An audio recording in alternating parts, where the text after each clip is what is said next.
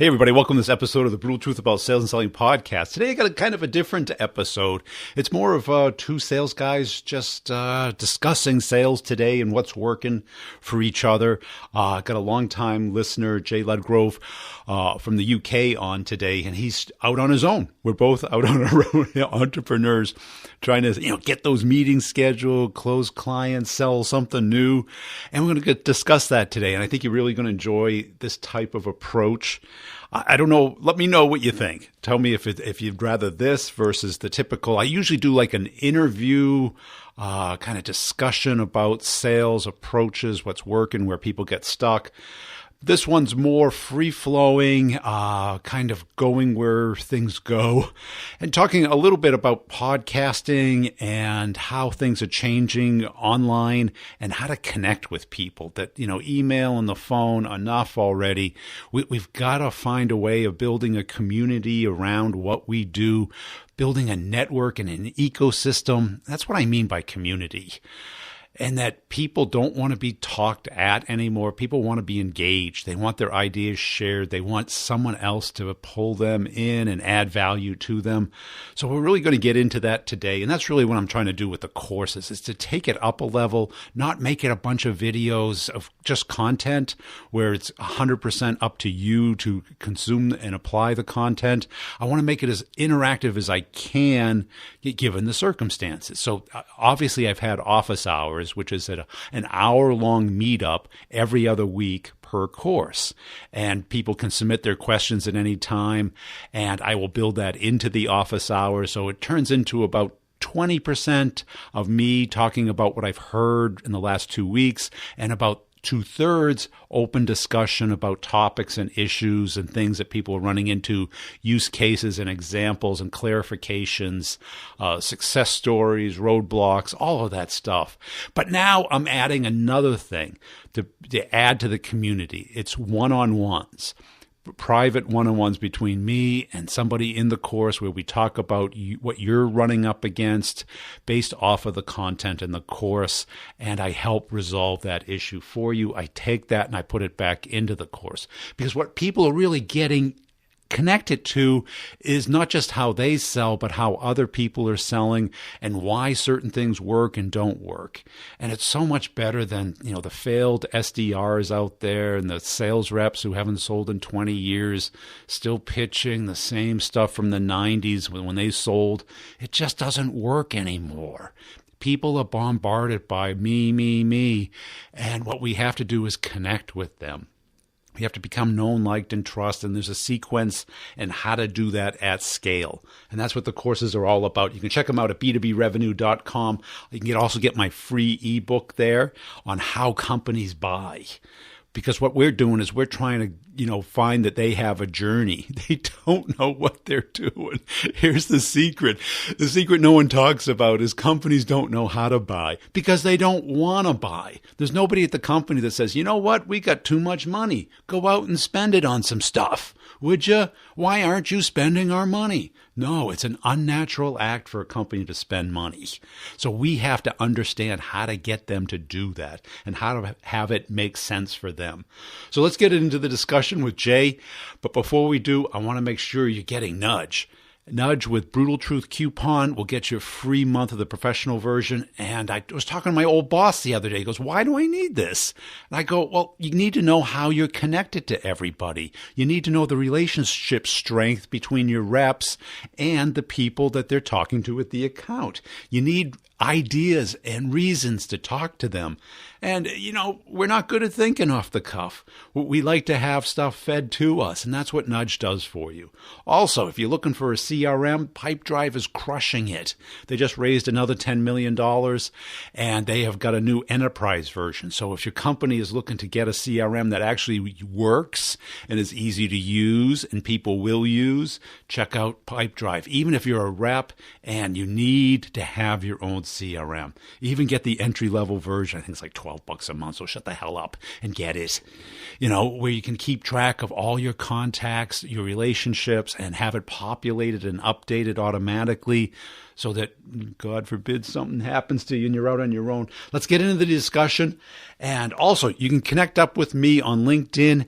And if you'd like to talk about the courses, I have my calendar on the website at B2B Revenue under training.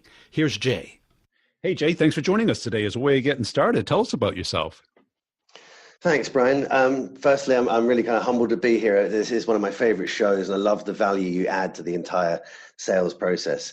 So I'm Jay. I'm the founder and director, co-founder and director of a company called GeoPro UK, and we work specifically as a content creation agency.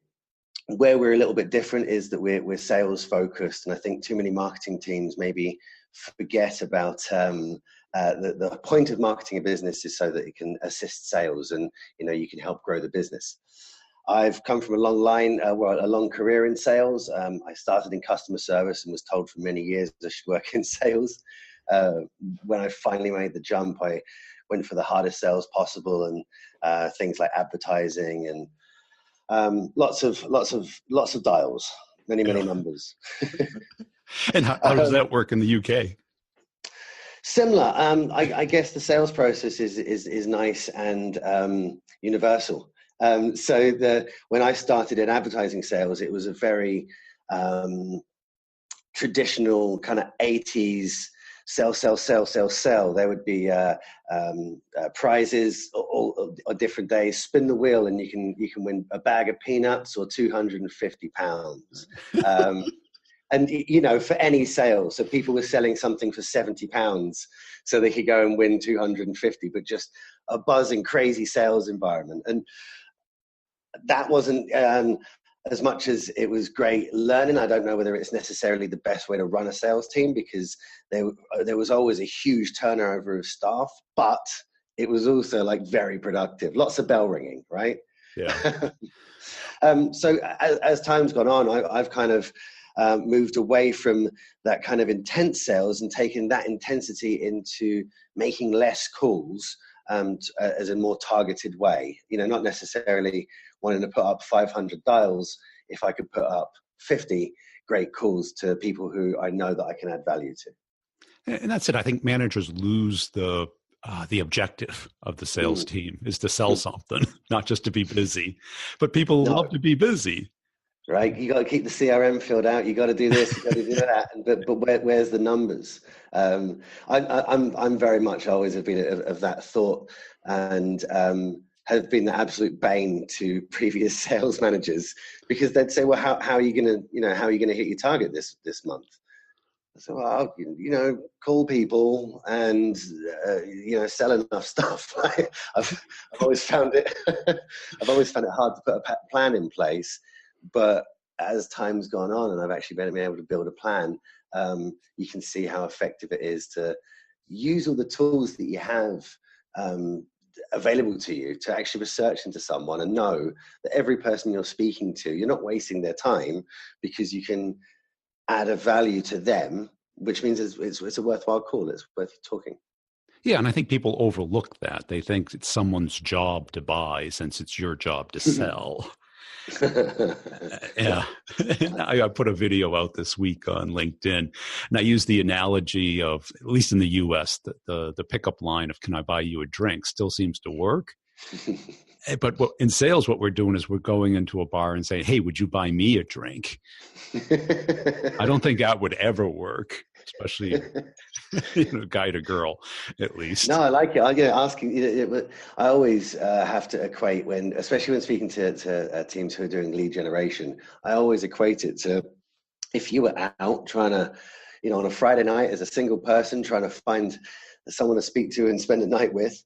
How are you going to approach it? Are you going to turn up and say, "Hi, me," or are you going to ask questions? Find out about you and find out if there's a way you can work together. No one ever went home with anyone for coffee late at night without asking questions about someone else. And that's it. And people overlook that. And I think it's just our nature that we're so survival focused over, thousands and thousands of years of evolution, that it's really hard to get away from it. How long did it take you to kind of realize that in sales? Was it immediate or did it take a while? No, not at all. I did a lot of time of working on numbers, of putting up numbers games, and being thinking more about the process than the actual sales. And when that started to change, and I started to realize it's a lot more. It doesn't need to be, it's not your prospects' job to sell to you. They have a job. What your job is to find the right type of prospects where you can genuinely add value. And when that happens, you don't need to employ any sneaky sales tricks, and you don't need. Well, you still need to put up numbers. You still need to make sure that whatever your metrics are, how many calls you have to make to get through to enough people to have the right conversation. It still needs to be there, but you can reduce those numbers by going for quality. And I think for me, I worked in advertising, like I said, but I had a background in IT. I came back to working in IT and took a step all the way back down from, like national account manager to lead generator, but to work back in IT. And the reason I did that is I knew that my product knowledge was basically non-existent. And if you know IT, like I know you do, you need to know the propositions. You need to understand the tech enough to be able to have conversations with people who really understand the tech.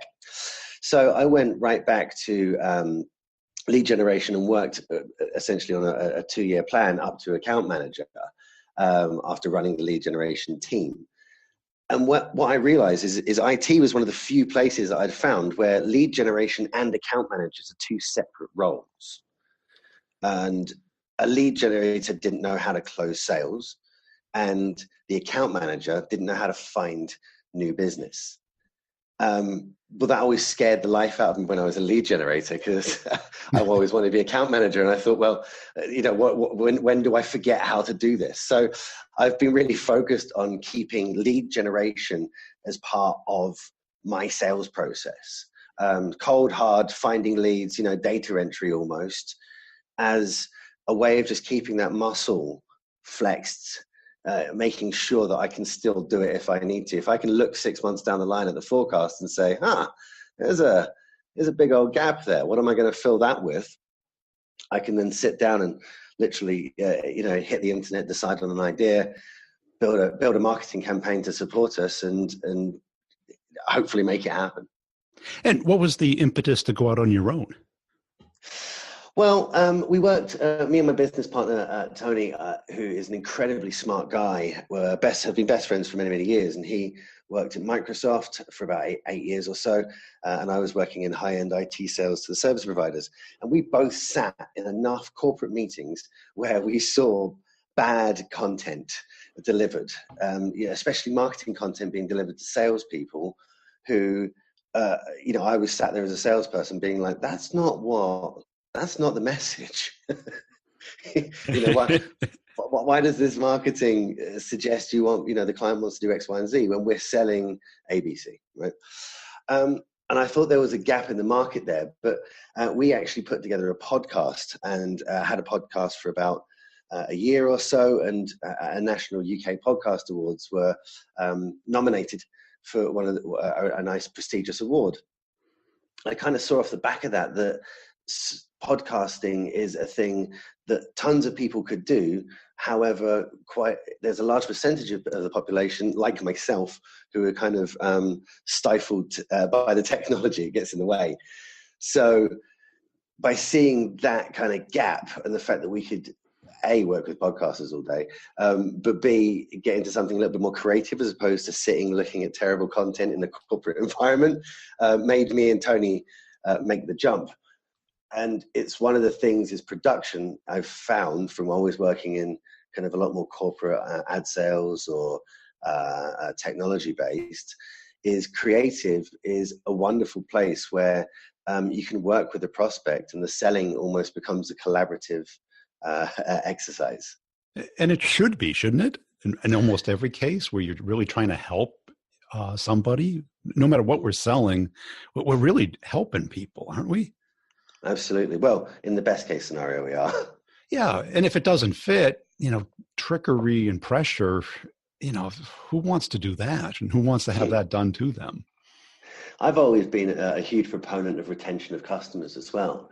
I'd much prefer to have a slower burn if I was to start a job, or if a salesperson now starts working for me. I'd much prefer them to be a slower burn over 3 months, 6 months, while you start to build a client base who trust you and know that you add value, as opposed to someone who walks in day one and starts killing it with customers which aren't necessarily going to come back. And I've had clients work with me for, over a number of industries for decades now. Well, not quite decades, 10, 15 years, which is great, because, they'll call me and say, Jay, what are you doing now? Oh, I'm running a marketing agency. Great. I'll let you know that's not something I need now. Or great, how about this thing? And it's real relationships are born from there. And that's where you can find great referrals. And when you're adding a simple level of value to every single discussion and allowing yourself to work with the customer to get where they need to be, even if that isn't where your target needs to be. And who are you selling to today? Is it marketing people, or is it entrepreneurs, or both? Sure, entrepreneurs certainly understand the medium. So to be honest with us, because we're a content creation agency, we're in a great position, Brian. We're selling to everyone. Marketing's so content hungry. And listen, you're a great example. Your LinkedIn, the amount of content you release on there is fantastic. It's genuinely a resource I've used in the past when I need to kick up the backside. I know that that you'll be there releasing great content and something that will probably add value. And if I have a search, chances are you've covered the subject which I'm struggling with. Well, my staff stays very busy. Hey guys, get back to work. I'm on an interview. How many episodes are you in now?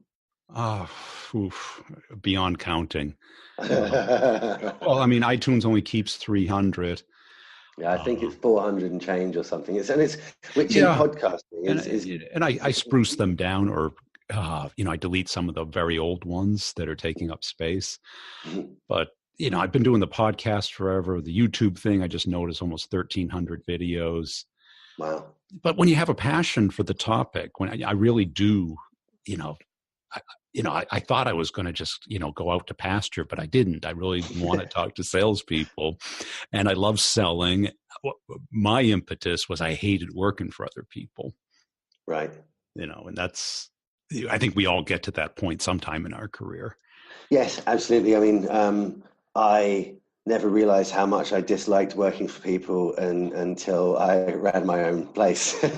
At which point, I think it's been 3-4 years now for us, but I think I'd have real trouble getting back into someone else telling me what to do. And I think that's a great motivator, because I really don't want for that to ever happen. But where do you find the time? Because, you've got all that content being built. That's the problem is not everyone necessarily has maybe the team you have, or the time available to create that much quality content. Well, I mean, you look at certainly the podcasts do take time. I've outsourced the the recruiting of guests, and I also elicit my LinkedIn network, and I think that's how we met. I think so. That's tagged. Yeah, of people who want to come on the show, recommend other guests. That's been an enormous help, because, having sales experts and authors is great, but people want a little mix. They want to talk to practitioners, people doing it every day, their peers. And so do I. And I want to have variety. So I've been able to outsource a lot of that. And, the videos and stuff, I just take my selfie stick and my iPhone. I'm having my iPhone with me anyway, even though I got the new Apple Watch and I don't have to bring it anymore. But, and I'll wake up in the morning and I'll make a list of like 3 things that I want to talk about. I'll record each one like 3 different times and pick the best one. And so it's not, everyone thinks, oh, it's so time consuming. And it's like, well, once you get into the groove. Well, that's what I was going to say. I think you've you very humbly don't you do a very, very good job of it. And I think the hard part of that content creation is getting a process together where you've got your selfie stick next to your running shoes, next to the door. You grab those, you hit the road. But more importantly, you're in the groove of thinking up ideas, creating content. Because I do the same sort of thing. I do semi-regular videos 4 or 5 times a week. And the hardest thing sometimes that myself and the team are thinking about is what adds value today. I don't want to post for the sake of posting, but what is an interesting topic? So it's the research. And I think you've got a real nice groove of coming up with just quality content kind of day after day. I've got an easy field. Because the alternatives to me are people who typically have never sold or have one particular skill or haven't sold in so long. And like our start of the conversation, we were talking about how things have changed. That, the pounding of the phone, is not nearly as effective as it was, 20 years ago. I could just cook on the phone. And I won't even pick it up with, unless it's a scheduled call. I'm not cold calling anybody, I text them first. I go, hey, you have time? And they go, yeah, give me 10 minutes, right? It's not that I don't use the phone. I just use it differently. Exactly. Exactly. But I think you have to move with the times. Now, as much as I'm a proponent of social selling, I absolutely don't think it's enough. It can be, and there's people out there have some brilliant tactics where they barely ever have to pick up the phone, and sure, they bring in tons of leads. Personally, I've never found a better way of creating a relationship which is meaningful and lasted than picking up the phone. But just like yourself, I don't want to hit huge lists anymore because I can't necessarily make 150 calls of value. At some point, I'm going to speak to someone and it's going to be the wrong person, or they're going to be a marketing company. I'm going to call a podcast production company and try and sell them podcast production. Right. But today it's so much easier to narrow that list down. I mean, it's still a lot of work, and maybe we need to separate and outsource that part of it. Indeed. But anybody who's been in face-to-face sales knows the difference between that and the phone. Anybody who's been on the phone knows the difference between that and email or social. Sure. The proximity is critical. And I remember working for a company and I could predict who would get canned or misunderstood because it would always be the person geographically the furthest from home office. And it was just a proximity thing. They didn't understand each other. They didn't get to know each other. Didn't get the groove of the office and how people, just that how exactly connection. And we tend to forget that and focus on, what the product does and the logical stuff. Well, and I think the important part to remember that when you get into that habit of talking about the product is no one cares. No one cares what your product does at all. What they care about is the problem they have and if you can solve it. And if you can solve it, fantastic. But if you can't, don't talk to them, and don't talk to them about the benefits your product has if it doesn't help them in some way.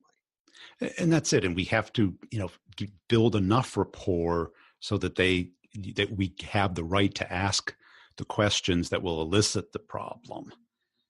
And that's the hardest bit, which I personally find easiest face to face. Oh yeah. However, I have once the initial meeting's been set, but a lot of face-to-face meetings I've had in the past have been, if we worked with a lead generation company, very loosely qualified. Yeah. Very loosely, those meetings where you're like, and why am I here? Oh no. Yeah. And so you have to have a lot of skills. And I think what people are doing today is they're trying to put all of that stuff into an email. And I think last year we kind of hit the wall. Just because of sheer volume, because now, everyone was doing it and everyone's doing it in an automated way. It becomes, certainly a lot like what you've seen this year with video on LinkedIn. I started doing it a year ago. I was cooking, because once in a while somebody will like, a video that's like 7 months old, and I'll look at it and I go, this thing's got 7,000 likes. And I'm like, it'd be great to get 70 today, because everyone's doing it. Yeah. It's the market gets saturated at different times, and I guess part of the real skill or part of the practice now is to keep up with the next way of doing it. You don't want to be the last guy to send an email, and you probably don't want to be the first one either.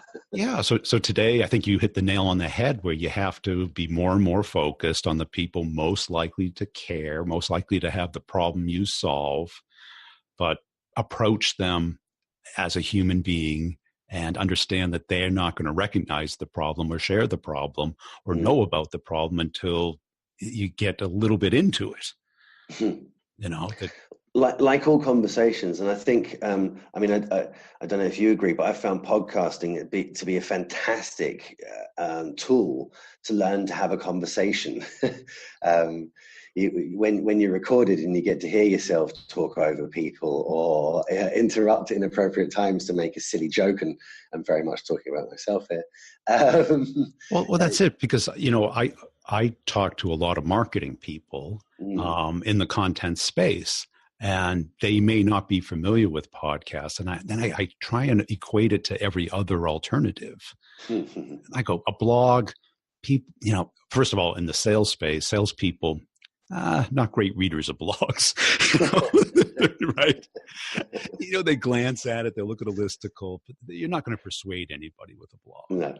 Webinars, yeah, sure. 5 years ago, sure. Right. I remember doing webinars 20 years ago, and it was like, because that was the alternative to having a little, what do they call, seminar, a physical. Sure. And you got 80 people turning up to a webinar. I remember that. Yeah. And, and most of them just turn it into a product demo. And it's like, nobody wants to sit through your product demo. No. And people, I heard it on a podcast of YouTubers saying, oh, well, video is so much more engaging. Yes, if they're there and they're looking for something. But I think YouTube and videos are very utilitarian. I agree. And I also think it's one of the reasons why I hate death by PowerPoint. I just hate it. I hate it in a room. I hate walking in and people expecting a PowerPoint presentation.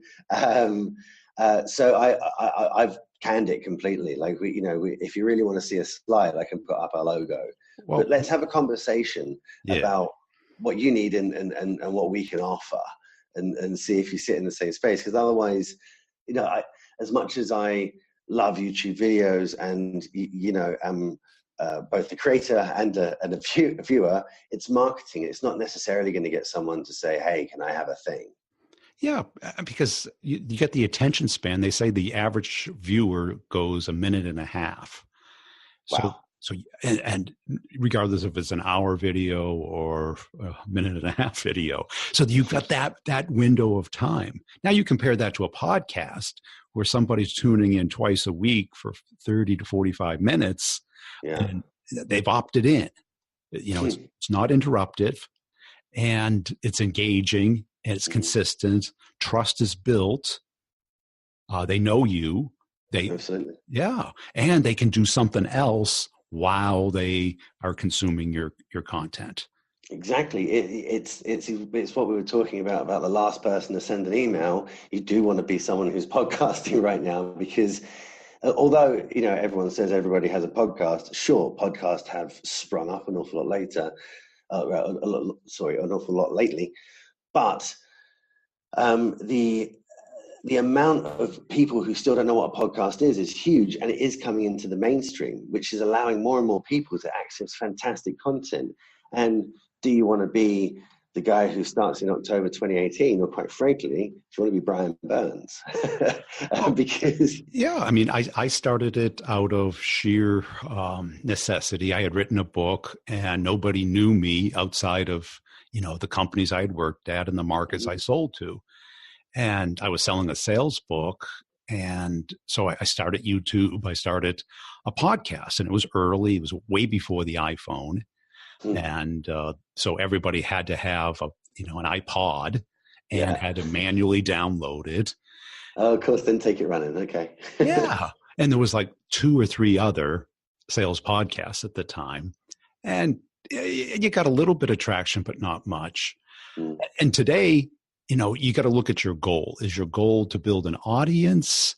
Is your goal to get the word out about what you do? Because I say go and be a great guest. Yeah. Because every podcaster wants great guests. Absolutely. Absolutely. Become a co-host. Indeed, and it's a great way of tapping into listenerships. And if you're picking podcasts which are a similar, theme to what you do as a business or as a brand or as a podcast itself, it's one of the easiest ways of starting to get following early on in podcasting is guest on a load of other shows. Yeah. Because you're then speaking to podcasters. And that's it, because I talk to a lot of marketers and we're going to start our own. I go, well, that's independent of working with me. And I think it's a good idea to start your own.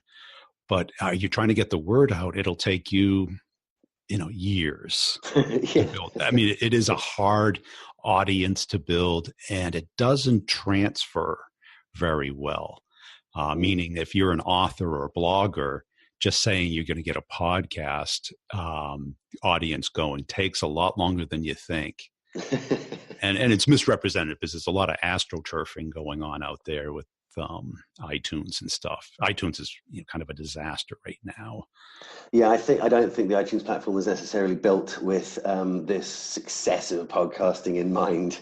Right. I think there's a lot of platforms which are no, exactly. And I think companies like Spotify actually have it quite easy because they're coming to the game a little later, and they can look at it and be like, well, okay, let's do it like this, and hopefully. But one of the great things about podcasting is that it goes out onto every medium, and in a marketing environment that's so content hungry, it's almost reassuring to know that I'm going to post an episode and that it's going to end up on multiple platforms for multiple people to hear, and I'm not going to have to worry about reposting myself so many times. So you do you write blogs yourself as well? Because you seem like a content machine. Like, where do you come up with all these ideas? Oh, yeah, writing is my weakest form possible. I'm very dyslexic. Me too. The worst speller in the world. Until Grammarly came out, it was just, I do a LinkedIn Pulse post and I get 15 comments about my grammar. So it was counterintuitive. Like, nobody got the point. And I try and tell marketing people, I go, you got to understand, the title is probably 80%, because in the picture, if they get past that, they might read the rest. Maybe. Yeah, because you look at all the comments, it's like no one really brings out, it's all about the emotional reaction to the title and the picture. And absolutely. Yeah. So that's why, podcasting is great for me, because I love talking. I love discussing like we're doing. Mm-hmm. And I think salespeople love to consume their content audio.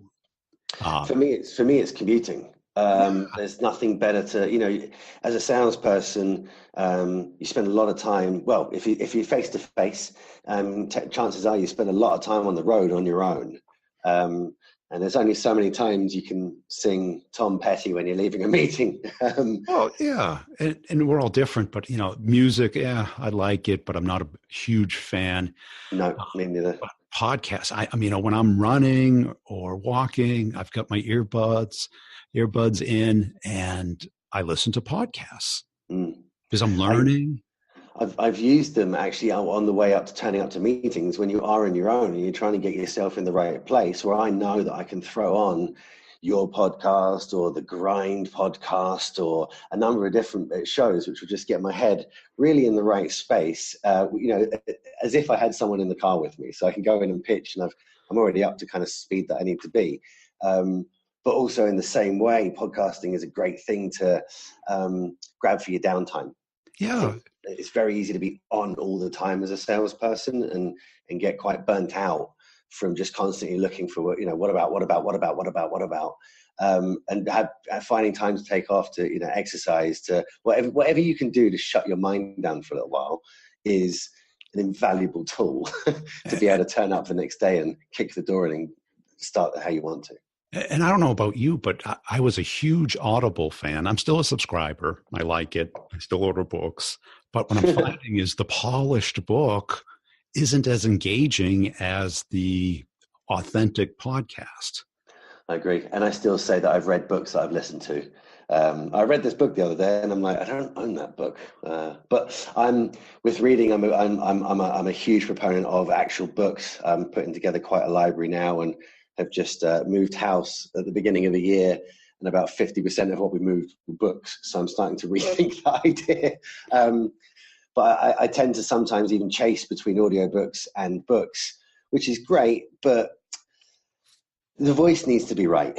And if the voice isn't right, it doesn't work. And one of the great things about podcasting is I get to know someone who I may never have a conversation with, know their nuances, know what they're trying to get at, can sometimes finish their sentences for them, but can zone in on people who are also interested in the same thing that I am. I think it's great to be part of podcasting because it's literally the Wild West right now, as far as I'm concerned. And people will look back on it, and there'll be a few shows which have made it through. There'll be many shows that made it through, but it'll be a different landscape. And right now will be like I said, the Wild West, where people are just kind of getting it done from day one. Yeah, and I think it all depends on what your objective is. I've had several reps on the show who wanted to get the word out about their company. And I thought it was a great way of doing it. And I'd like to have more reps do that. And how long does it take? It's a half hour, right? We talk about, what's working today for you, how the world's changed. And, you don't have to get dressed up. You don't have to, you have to make sure things work, but it's not a huge time-consuming thing. No, it's really not, and it's a lovely way of connecting as well. And what I think is great about the types of guests you have on, and the fact that you'll have sales titans come on, and people who are not starting, but people who are at the earlier end of their career in sales, is that we can all learn from each other. And salespeople tend to be a little bit guilty of being around each other and either saying how great things are. Oh, it's great, it's easy, top of the target, yeah, killing it, yeah. Or bottom, right at the bottom, and sales is so hard. We're not a great bunch of people who share tricks, because we always seem to be a little possessive around, that's my good trick. I don't want to give it to the next guy. Yeah. And that I found to be true, because I did a post looking for, really top crushing people. And it was kind of unusual, because my booker was telling me it's weird. It's like all the women are replying, but none of the men. And I was like, Well, so the women had people, they were like, this person's great. No. The women that were referenced as great salespeople were open to sharing their story. Oh, I see. Whereas us men are all worried about losing our cave and holding on to that primeval. Let's face it. When I was a sales manager or sales rep, if somebody said, "Hey, you want to be on a podcast?" I'd be like, I got a number to make, dude. What is that again? It's like, I've got the time, all right? Yeah. I don't want to tell my competition what I do and how I do it and stuff. And let's face it, it is kind of a solitary profession. It is, even when working in teams. Yes. Because they don't fire the team. No, that's absolutely right, and it is a problem because especially when you're in the team, then you are compete. I think it's the most competitive part, apart from competing with another company, is within the sales team, is because you are all looking at the same product and the same potential clients. Yeah. And you're competing for quota or lack of quota, resources, ranking. Because a lot of the people in sales today don't know what bad economic time is like. Oh man. Well, but, give it time. If you live through, 2001 or, 2009, where it was really hard getting and keeping a job because nobody was in market looking for product. So you're looking around and they're looking for, if I have to cut, who do I cut? So. And it's unfortunately it's the worst time, because as a salesperson, there is nothing less effective than the salesperson who looks like a rabbit in headlights.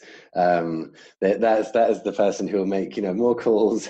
They probably end up getting through to more people and just pitch falls to pieces, says the cringy thing, tries to close too early. There's nothing worse than a scared salesperson. I think it's one of the hardest parts, and it's why positivity is such an overpreached thing in our industry, because without finding a way of keeping yourself and your mind right, there is absolutely no way to have any longevity in sales, because you are going to have mornings, days, weeks, hopefully not months, where you hit a losing streak and you get in your own head, and it kind of gets perpetual motion. So you have to be able to get out of your own head, be positive, and kind of attack each day as it were the new. That's it. Now, I need to start talking and have more guests on the show about that, because that for me, I was always super competitive. Okay. So that always drove me and always kept my head above water. But I know a lot of other people aren't that way. And how, as a competitive person, how was it when you weren't the best? Did you shut down or did you double down? I doubled down. Right, okay. I wouldn't go and find an easier game to play. Sure. I would just keep going, and to my own detriment, right? Your lifestyle, your health, and stuff.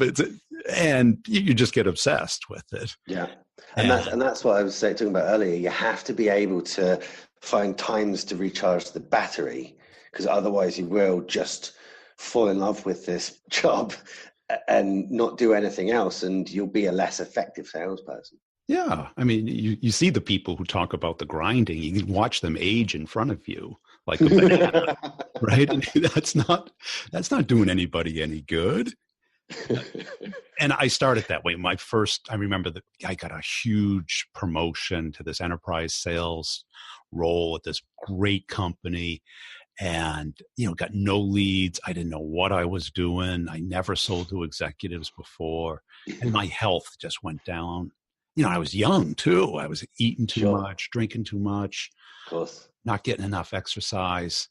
Sure, not getting enough sleep. Yeah. Yeah. And all of a sudden, I had to go to the doctor for the first time in years. And you're like, oh God. And then all of a sudden, I got to find a smarter way. The 80 hours a week is not the way to do it.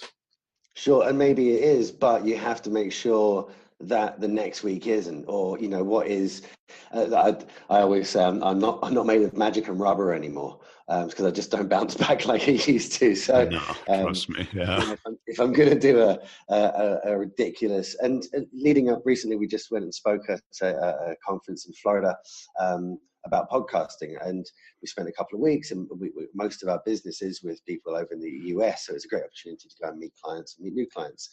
But I must have worked 60 to 80 hours every week for 3 weeks leading up to it to have a holiday. I'm kind of wondering why a week into it, when I'm still attending meetings, maybe not with the same intensity, but I'm wondering why I'm exhausted. And I'm looking back and being like, oh yeah, I did like 5 weeks work in the last 3. But finding the time the next week to say, nah, turning off the phone, like everything's good. It's good. I've done as much as I can. There's nothing else I can do this week that I can't do next week at this point. That's it. I really think I do need a digital diet, but I can't imagine it. Yeah, you're talking about somebody who sleeps with their iPhone and their MacBook Pro right next to them. And, even my TV in the bedroom, the cable box, it doesn't accept an HDMI cable. Okay. So it's older, but it's still nice, beautiful Sony monitor, and I just haven't done anything with it because I get enough with podcasts, and I can always watch something on my MacBook Pro. Yeah, sure. But also, then all of a sudden you get the alerts, and all the bells and whistles start going off. So it's not really focused, dedicated time. Yeah, and I think I'd find it hard as well, and detrimental to what we have been achieving with our marketing and constant content uploads, but also what we want to achieve. So I think a full-on digital diet might be a bit much, but I try and carve out a few pieces of time and certain activities where I'm just like, no, like a meal with my lovely lady Louise. No phones. I hate to look across a restaurant and see a couple staring at phones. Yeah. So it's like, Nothing says love more than that, right? Exactly. But taking some time and making sure that you draw some lines in the sand means that when you are on and when you are working, you can work with the kind of ferocity that you really want with and achieve proper goals, as opposed to what I was doing a couple of years ago, which is just kind of constantly spreading myself thin and getting it all done, but with no proper thought behind it. Great. Hey, Jay, I really appreciate your time today. Where do people go to connect with you and learn more about your work and your company? Sure, absolutely. So you can follow us at GLPRO UK, or our website is glpro.co.uk. But on all of the platforms, Instagram, Facebook, and myself, you can catch me on Instagram at Dr. Ludgrove, which is a story for another time, Brian. Okay. Hey, I hope you like that. Connect up with me and Jay on LinkedIn, and I really appreciate everybody who takes the time to share my content on LinkedIn. I've set up a company page for each of the podcasts, the Brutal Truth, Sales Questions, and B2B Revenue. Now, Sales Questions, if you haven't subscribed to it, what I try and do is answer all your questions, as many as I can get to, about 5 a week, 1 a day, Monday through Friday. And also, I make book suggestions and just observations that I see out there. They're all under like 5 to 10 minutes, all straight to the point. That's it, straight up, brutal truth answers, no fluff at all. You can just, if you want just a quick hit of brutal truth, that's the way to go. But really, I mean, it's great to hear other people's questions, what people care about. What I'm getting mostly is career stuff. And I did start a career podcast called Career Advice and Career Strategies, and where I talk about how to plan out your career, because this is where people mostly go wrong, is they get stuck in the wrong industry or the wrong segment, and they have a hard time getting out of it, and they build themselves into a trap. And then they don't know what to do. And I try and walk through what I've seen happen and how to just get the right mindset for a career. Too many people get overwhelmed that they don't have a degree, or they're too old, too young, they're this, they're that. And some of it matters, some of it doesn't, but the world's changed. And the world's changing really fast if you haven't noticed. So I really appreciate you listening. Please tell a friend about The Brutal Truth, and also, hey, if you have a rep or you are a rep who'd like to be on the show, share your story. You don't have to give your name or your company. If you want to stay anonymous, that's fine. But if you want to, I'd be happy to have you on the show. I love talking to sales reps, hearing what you're up against. Maybe you came up with a new approach. We've had a lot of people come on and talk about these group type sessions that they've set up for prospects with existing customers. There's all kinds of creative things that people are doing out there to kind of build up exposure. I'm doing it mostly on social because I'm trying to get people to, connect with the podcast. I love doing the courses because you can really help people learn what works today, because guess what? I had to learn what works today. Appreciate you listening. Hey, have you tried video email? Did I ever tell you about GoVideo? GoVideo's crushing it. I'm telling you, they got this new Chrome plugin that you can just pull it down, take a video, send it off in an email. Believe me, you'll get 10 times the results as a text email. We've got to connect with people. It's not happening. Make it happen at b2brevenue.com. So that's it. I really appreciate it. And please tell somebody about the podcast and let me know if I can help you in any way. Oh, and you want to hear some results from the course? Well, here you go. I love the approach. It's working for me just fantastic. If I sent you some of the emails, which I should, the conversations that I'm having with people, I think you'd be blown away because they're not really about work. Yeah. I've figured out if you can kind of get personal with them, like one lady, it's all about her family, kids. And then I sprinkled in a little bit around work, and she's LinkedIning, sending me messages on LinkedIn, photos of her family. No, I'm not even kidding. I should show this to you. You'd be stunned. I was shocked. And we're going to lunch on September 6th. And yesterday she shot me a LinkedIn message and said, "Hey, Ron, why don't we get on the phone and do a video call beforehand so our lunch isn't so awkward? We're like barely not meeting each other for the first time." Oh, holy cow, right? Like, this is unbelievable. So this is not the first time that this has happened. She's kind of an extreme, but I'm starting to figure out a pattern where I can actually make this a process, you know? So good. Yeah. I'll show you that. So it's getting to that point. And every time I do this, I'm like, God, this is unbelievable, you know? So. And it feels better too, doesn't it? Oh, Brian, let me tell you something. To be able to go to lunch with her, I'll even talk to her on the phone, right? We're going to talk about family, kids, work-life harmony, because I shared a thing with her from Bezos about work-life harmony. This is where the conversation will start. Now, at some point, we're both not stupid, right? We know we're going to talk about work. We know why we're both there. Right. But to kick it off this way is so much better. And to end that lunch with the last 5 to 8 minutes of telling, well, what are you guys doing with digital